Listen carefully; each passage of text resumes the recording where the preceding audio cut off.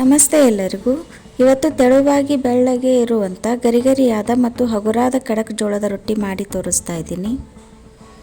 ತುಂಬಾ ಸುಲಭವಾಗಿ ಖಡಕ್ ಜೋಳದ ರೊಟ್ಟಿಯನ್ನು ಮಾಡಬಹುದು. ಹಾಗೆಯೇ ನಿಮಗೆ ಖಡಕ್ ರೊಟ್ಟಿ ಮೆತ್ತಗಿನ ರೊಟ್ಟಿ ಮಾಡಬೇಕಾದ್ರೆ ಯಾವ ಹಂತದಲ್ಲಿ ಸರಿಯಾಗಿ ಬರ್ತಿಲ್ಲ ಅನ್ನೋದನ್ನು ಕಮೆಂಟ್ ಮಾಡಿ ತಿಳಿಸಿದರೆ ಆಗ ನಾನು ಸರಿಯಾದ ಸಲಹೆಯನ್ನು ಕೊಡೋಕ್ಕೆ ಟ್ರೈ ಮಾಡ್ತೀನಿ. ಫ್ರೆಂಡ್ಸ್, ನೀವಿನ್ನೂ ಸಬ್ಸ್ಕ್ರೈಬ್ ಮಾಡ್ದೇ ನೋಡ್ತಾ ಇದ್ದರೆ ಈಗಲೇ ಸಬ್ಸ್ಕ್ರೈಬ್ ಮಾಡಿಕೊಂಡು ನೋಡಿ. ಇದರಿಂದ ನಾನು ಮಾಡುವಂಥ ಎಲ್ಲ ಅಡುಗೆ ವಿಡಿಯೋಗಳನ್ನು ನೀವು ಮಿಸ್ ಮಾಡ್ದೇ ನೋಡಬಹುದು. ಬನ್ನಿ, ಇವಾಗ ತುಂಬಾ ತೆಳುವಾಗಿ ಬೆಳ್ಳಗೆ ಹಗುರವಾಗಿ ಮತ್ತು ಗರಿಗರಿಯಾಗಿ ಇರುವಂಥ ಖಡಕ್ ಜೋಳದ ರೊಟ್ಟಿ ತುಂಬಾ ಸುಲಭವಾಗಿ ಮಾಡೋಣ. ನಾನಿಲ್ಲಿ ಜೋಳದ ಹಿಟ್ಟನ್ನು ಜರಡಿ ಮಾಡಿ ತಗೊಂಡಿದ್ದೀನಿ. ಈಗ ಇದರಲ್ಲಿನ ಸ್ವಲ್ಪ ಹಿಟ್ಟು ರೊಟ್ಟಿ ಮಾಡುವಾಗ ಹಚ್ಚಕ್ಕೆ ಅಂತ ತೆಗಿತಾ ಇದ್ದೀನಿ. ಈಗ ಉಳಿದಿರೋ ಹಿಟ್ಟಲ್ಲಿ ಸ್ವಲ್ಪ ಹಿಟ್ಟನ್ನು ಜಿಗುಟು ಮಾಡೋಕ್ಕೆ ತಗೋಬೇಕು. ರೊಟ್ಟಿ ಮಾಡೋಕ್ಕೆ 4 ಬಟ್ಲು ಆಗುವಷ್ಟು ಹಿಟ್ಟನ್ನು ತಗೊಂಡ್ರಿ ಅದರಲ್ಲಿ 1 ರಿಂದ 1.5 ಬಟ್ಲು ಆಗುವಷ್ಟು ಹಿಟ್ಟನ್ನು ಜಿಗುಟು ಮಾಡ್ಕೊಳ್ಳೋಕ್ಕೆ ತಗೋಬಹುದು. ಹಿಟ್ಟಿನ ಜಿಗುಟು ಮಾಡ್ಕೊಳ್ಳೋಕ್ಕೆ ನಾನಿಲ್ಲಿ ಒಲೆ ಮೇಲೆ ಒಂದು ಪಾತ್ರೆಯನ್ನು ಇಟ್ಟು ಅದರಲ್ಲಿ ನೀರು ಹಾಕಿದ್ದೀನಿ. ಹಾಕಿರೋ ನೀರು ಚೆನ್ನಾಗಿ ಕುದಿ ಬರಬೇಕು. ನೀರು ಚೆನ್ನಾಗಿ ಕುದೀತಾ ಇರುವಾಗ ನೀರಿಗೆ ತಕ್ಕಂತೆ ಹಿಟ್ಟನ್ನು ಸೇರಿಸಬೇಕಾಗತ್ತೆ. ಈ ಹಿಟ್ಟಿನ ಜಿಗುಟು ಮಾಡ್ಕೊಳ್ಳೋಕ್ಕೆ ಅಳತೆ ಪ್ರಕಾರ ಹೇಳಬೇಕಾದ್ರೆ 1 ಬಟ್ಲು ನೀರು ಹಾಕಿದರೆ 1 ಬಟ್ಲು ಹಿಟ್ಟನ್ನು ಹಗುರವಾಗಿ ತುಂಬಿ ಹಾಕಬೇಕು. ನೋಡಿ, ಹಿಟ್ಟು ಈ ರೀತಿ ಮುದ್ದೆ ಥರನೇ ಬರಬೇಕು. ಒಂದು ವೇಳೆ ಇನ್ನೂ ನೀರಾಗಿದ್ದರೆ ಸ್ವಲ್ಪ ಹಿಟ್ಟನ್ನು ಉದುರಿಸ್ಕೊಂಡು ಈ ರೀತಿ ಮಾಡ್ಕೋಬೇಕಾಗತ್ತೆ. ಕೇವಲ 2 ರಿಂದ 3 ನಿಮಿಷದಲ್ಲಿ ರೊಟ್ಟಿ ಮಾಡೋಕ್ಕೆ ಈ ಹಿಟ್ಟಿನ ಜಿಗುಟು ರೆಡಿ ಆಗುತ್ತೆ. ಈಗ ಬಿಸಿ ಆಗಿರುವಂಥ ಈ ಜಿಗುಟನ್ನು ಬಿಸಿ ಇರುವಾಗಲೇ ಈ ಹಿಟ್ಟಿನ ಜೊತೆಗೆ ಸೇರಿಸ್ತಾ ಇದ್ದೀನಿ. ಈಗ ಹಿಟ್ಟು ನಾದ್ಕೊಳ್ಳೋಕ್ಕೆ ಅಂತ ಈ ಪಾತ್ರೆಗೆ ನೀರು ಹಾಕಿ ತಗೊಳ್ತಾ ಇದ್ದೀನಿ. ಮೊದಲಿಗೆ ಕೈನಲ್ಲಿ ಸ್ವಲ್ಪ ಒಣ ಹಿಟ್ಟನ್ನು ತಗೊಂಡು ಈ ಜಿಗುಟಿನ ಜೊತೆಗೆ ಕೂಡಿಸ್ಕೊಳ್ಳಿ. ನಂತರ ಸ್ವಲ್ಪ ನೀರನ್ನು ಸೇರಿಸ್ತಾ ಚೆನ್ನಾಗಿ ನಾದ್ಕೋಬೇಕು. ಒಮ್ಮೆಲೆ ಜಾಸ್ತಿ ನೀರು ಹಾಕೋ ಬದಲು ಈ ರೀತಿ ಹಂತವಾಗಿ ನೀರನ್ನು ಸೇರಿಸ್ತಾ ನಾದ್ಕೋಬೇಕಾಗತ್ತೆ. ನಾನಿಲ್ಲಿ ಖಡಕ್ ರೊಟ್ಟಿ ಮಾಡ್ತಾ ಇರೋದ್ರಿಂದ ಈ ಹಿಟ್ಟನ್ನು ಸ್ವಲ್ಪ ಗಟ್ಟಿಯಾಗಿಯೇ ನಾದ್ಕೊಳ್ತಾ ಇದ್ದೀನಿ. ಈ ಜೋಳದ ಹಿಟ್ಟನ್ನು ಗಟ್ಟಿಯಾಗಿ ನಾದ್ಕೊಂಡ್ರೆ ಹಂಚಿನಲ್ಲಿನೇ ಬೇಗನೆ ರೊಟ್ಟಿ ಖಡಕ್ ಆಗುತ್ತೆ ಮತ್ತು ರುಚಿಯಾಗಿಯೂ ಕೂಡ ಇರುತ್ತೆ. ಆದಷ್ಟು ಈ ರೀತಿ ಗಟ್ಟಿಯಾಗಿಯೇ ನಾದ್ಕೊಳ್ಳಿ. ಗಟ್ಟಿಯಾಗಿ ನಾದ್ಕೊಂಡ ನಂತರ ಈ ರೀತಿ 1 ನಿಮಿಷ ಚೆನ್ನಾಗಿ ಒರೆಸಿ ನಾದ್ಕೋಬೇಕು. ಇದರಿಂದ ಹಿಟ್ಟು ಗಟ್ಟಿಯಾಗಿದ್ರೂ ಕೂಡ ಸ್ಮೂತಾಗಿ ಇರುತ್ತೆ. ಒಮ್ಮೆ ಈ ರೀತಿ ಚೆನ್ನಾಗಿ ನಾದ್ಕೊಂಡ್ರೆ ನೀವು ನಿಧಾನವಾಗಿ ಯಾವಾಗ ಬೇಕೋ ಆವಾಗ ರೊಟ್ಟಿಯನ್ನು ಲಟ್ಟಿಸ್ಕೋಬಹುದು. ಅಂದರೆ ಮೇಲೆ ಒಂದು ಒದ್ದೆ ಬಟ್ಟೆಯನ್ನು ಹೊರಿಸ್ಬಿಟ್ಟು 3-4 ಗಂಟೆ ಬಿಟ್ಟು ಕೂಡ ಮಾಡ್ಕೋಬಹುದು. ಹಿಟ್ಟು ಮಾತ್ರ ಇದೇ ರೀತಿಯೇ ಇರುತ್ತೆ, ಒಂದಿಷ್ಟು ಮೆತ್ತಗೆ ಆಗಲ್ಲ. ಆದರೆ ಮುಚ್ಚಿ ಇಡಲಿಲ್ಲ ಅಂದರೆ ಮಾತ್ರ ಮೇಲಿನ ಹಿಟ್ಟು ಒಣಗಿದ ಥರ ಆಗುತ್ತೆ. ಈ ಹಿಟ್ಟನ್ನು ಚೆನ್ನಾಗಿ ಗಟ್ಟಿಯಾಗಿ ನಾದ್ಕೊಂಡಾಗಿದೆ. ಈಗ ಸಣ್ಣ ಸಣ್ಣ ಉಳ್ಳಿ ಮಾಡ್ಕೊಳ್ಳೋಣ. ನಾದಿರೋಂಥ ಹಿಟ್ಟನ್ನು ಈ ರೀತಿ ಒಂದೇ ಸೈಜ್ನಲ್ಲಿ ಉಳ್ಳಿ ಮಾಡಿ ಇಟ್ಕೊಂಡ್ರೆ ರೊಟ್ಟಿ ಕೂಡ ಒಂದೇ ಸೈಜ್ನಲ್ಲಿ ಆಗುತ್ತವೆ.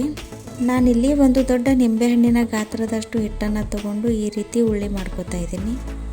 ಎಲ್ಲ ಹಿಟ್ಟನ್ನು ಈ ರೀತಿ ಚಿಕ್ಕ ಉಳ್ಳಿ ಮಾಡ್ಕೊಂಡ ನಂತರ ಈಗ ತೆಳುವಾಗಿ ರೊಟ್ಟಿಯನ್ನು ಲಟ್ಸೋಣ. ಒಂದು ಉಳ್ಳಿ ತಗೊಂಡು ಬೇಕಿದ್ರೆ ಕೈಗೆ ಸ್ವಲ್ಪ ನೀರನ್ನು ಹಚ್ಕೊಂಡು ಈ ರೀತಿ ಉಳ್ಳಿಯನ್ನು ರೌಂಡ್ ಮಾಡ್ಕೋಬೇಕು. ನಾನಿವತ್ತು ರೊಟ್ಟಿಯನ್ನು ಒಂದಿಷ್ಟು ತಟ್ತಾ ಇಲ್ಲ, ಲಟ್ಟಿಸಿ ಮಾಡ್ತಾ ಇದ್ದೀನಿ. ರೊಟ್ಟಿ ಲಟ್ಸೋಕೆ ಅಂತ ಈ ರೀತಿ ಗೆರೆ ಇರುವಂಥ ಲಟ್ಟಣಿಗೆ ತಗೊಂಡಿದ್ದೀನಿ.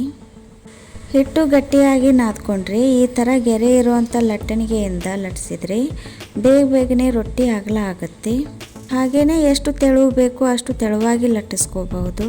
ಒಂದು ವೇಳೆ ಈ ಥರದ ಲಟ್ಟಣಿಗೆ ಇಲ್ಲ ಅಂತಂದರೆ ಹಿಟ್ಟನ್ನು ಸ್ವಲ್ಪ ಮೆತ್ತಗೆ ನಾದ್ಕೊಂಡು ಚಪಾತಿ ಮಾಡೋ ಲಟ್ಟಣಿಗೆಗೆ ಪ್ಲಾಸ್ಟಿಕ್ ಹಾಳೆ ಸುತ್ತಿ ಸುಲಭವಾಗಿ ಲಟ್ಟಿಸ್ಕೋಬಹುದು. ಚಪಾತಿ ಲಟ್ಸೋದಕ್ಕೂ ರೊಟ್ಟಿ ಲಟ್ಸೋದಕ್ಕೂ ಸ್ವಲ್ಪ ವ್ಯತ್ಯಾಸ ಇದೆ ಅಷ್ಟೇ. ಸ್ವಲ್ಪ ಪ್ರಾಕ್ಟೀಸ್ ಮಾಡಿದರೆ ಮಾತ್ರ ಎಲ್ಲರೂ ಮಾಡಬಹುದು. ನೋಡಬಹುದು, ಈ ರೀತಿ ಎಷ್ಟು ತೆಳುವಾಗಿ ಬೇಕಾದರೂ ಲಟ್ಟಿಸ್ಕೋಬಹುದು. ಈಗ ಎಲ್ಲ ರೊಟ್ಟಿಗಳನ್ನು ಈ ರೀತಿ ತೆಳುವಾಗಿ ಲಟ್ಟಿಸ್ಕೊಂಡು ಒಂದು ತಟ್ಟೆ ಮೇಲೆ ಹಾಕ್ತಾ ಇದ್ದೀನಿ. ಹೀಗೆ ಎಲ್ಲವನ್ನು ಒಮ್ಮೆಲೆ ಲಟ್ಟಿಸ್ಕೊಂಡು ಆಮೇಲೆ ಒಂದೊಂದಾಗಿ ಬೇಯಿಸ್ಕೊಳ್ತಾ ಇದ್ದೀನಿ. ರೊಟ್ಟಿ ತೀರಾ ತೆಳುವಾಗಿ ಇರೋದ್ರಿಂದ ಬೇಗನೆ ಬೇಯುತ್ತೆ ಮತ್ತು ಖಡಕ್ ಕೂಡ ಆಗುತ್ತೆ. ಈ ವಿಧಾನದಲ್ಲಿ ಮಾಡೋದ್ರಿಂದ ಅರ್ಧ ಗಂಟೆನಲ್ಲಿ ಒಬ್ಬರೇ 12 ರಿಂದ 15 ರೊಟ್ಟಿ ಆರಾಮಾಗಿ ಲಟ್ಟಿಸಿ ಬೇಯಿಸಬಹುದು.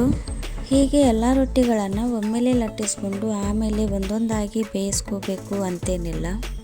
ನಾರ್ಮಲ್ ಆಗಿ ಒಂದು ಲಟ್ಟಿಸ್ಕೊಂಡು ಒಂದು ಬೇಯಿಸ್ಕೊಂಡ್ರೂ ಕೂಡ ಆಗುತ್ತೆ. ನಿಮಗೆ ಯಾವುದು ಸುಲಭ ಅನಿಸುತ್ತೋ ಆ ವಿಧಾನವನ್ನು ಫಾಲೋ ಮಾಡಬಹುದು. ಈಗ ನೋಡ್ಬೋದು ಎಲ್ಲ ರೊಟ್ಟಿಗಳನ್ನು ಈ ರೀತಿ ತೆಳುವಾಗಿ ಲಟ್ಟಿಸಿ ಈ ತಟ್ಟೆ ಮೇಲೆ ಹಾಕಿದ್ದೀನಿ. ಈಗ ಒಂದೊಂದಾಗಿಯೇ ಬೇಯಿಸ್ಕೊಳ್ಳೋಣ. ರೊಟ್ಟಿ ಬೇಯಿಸೋಕ್ಕೆ ನಮ್ಮ ರೊಟ್ಟಿ ಹಂಚು ಕೂಡ ಚೆನ್ನಾಗಿ ಬಿಸಿ ಆಗಿದೆ. ರೊಟ್ಟಿ ಹಂಚು ಒಮ್ಮೆ ಚೆನ್ನಾಗಿ ಬಿಸಿ ಆದಮೇಲೆ ಮೀಡಿಯಮ್ ಫ್ಲೇಮ್ ಮಾಡಿಕೊಂಡು ರೊಟ್ಟಿಯನ್ನು ಹಾಕಿ. ಈ ರೊಟ್ಟಿ ಮೀಡಿಯಮ್ ಫ್ಲೇಮ್ನಲ್ಲಿನೇ ಚೆನ್ನಾಗಿ ಬೇಯುತ್ತೆ. ಬೇಕು ಅನಿಸಿದರೆ ಮಧ್ಯದಲ್ಲಿ ಹೈ ಫ್ಲೇಮ್ ಕೂಡ ಮಾಡ್ಕೋಬಹುದು. ರೊಟ್ಟಿ ತೆಳುವಾಗಿ ಇರೋದ್ರಿಂದ ಅದರ ಮೇಲೆ ನೀರು ಕೂಡ ಸ್ವಲ್ಪನೇ ಹಚ್ಚಬೇಕಾಗತ್ತೆ. ರೊಟ್ಟಿ ಮೇಲೆ ಹಚ್ಚಿರುವಂಥ ನೀರು ಈ ರೀತಿ ಸ್ವಲ್ಪ ಒಣಗೋಕ್ಕೆ ಸ್ಟಾರ್ಟ್ ಆದಾಗ ಹೊರಳಿಸಿ ಹಾಕಿ. ಹಿಂದಿನ ಭಾಗ ಒಮ್ಮೆ ಚೆನ್ನಾಗಿ ಬೇಯಿಸ್ಕೊಂಡು ನಂತರ ಮುಂದಿನ ಭಾಗನೂ ಕೂಡ ಮತ್ತೊಮ್ಮೆ ಹೊರಳಿಸಿ ಹಾಕಿ ಚೆನ್ನಾಗಿ ಬೇಯಿಸ್ಕೋಬೇಕು. ಹಾಗೆಯೇ ರೊಟ್ಟಿಯ ಅಂಚಿನ ಭಾಗನ ಮಧ್ಯದಲ್ಲಿ ಹಾಕ್ತಾ ಬೇಯಿಸ್ಕೊಳ್ಳಿ. ಈ ರೀತಿ ರೊಟ್ಟಿಯ ಅಂಚಿನಲ್ಲಿರೋ ಭಾಗನ ಮಧ್ಯದಲ್ಲಿ ಹಾಕ್ತಾ ಎರಡೂ ಕಡೆಗೂ ಒಂದೊಂದು ರೌಂಡ್ ಚೆನ್ನಾಗಿ ಬೇಯಿಸ್ಕೊಂಡ್ರೆ ಖಡಕ್ ರೊಟ್ಟಿ ರೆಡಿ ಆಗುತ್ತೆ. ತೆಳುವಾಗಿ ಬೆಳ್ಳಗೆ ಮತ್ತು ಗರಿಗರಿಯಾಗಿ ಖಡಕ್ ಜೋಳದ ರೊಟ್ಟಿ ಮಾಡೋದು ತುಂಬಾ ಸುಲಭ. ಈಗ ಲಟ್ಟಿಸಿರೋವಂಥ ಎಲ್ಲ ಜೋಳದ ರೊಟ್ಟಿಗಳನ್ನು ಕೂಡ ಇದೇ ರೀತಿಯೇ ಬೇಯಿಸ್ಕೊಳ್ತಾ ಇದ್ದೀನಿ.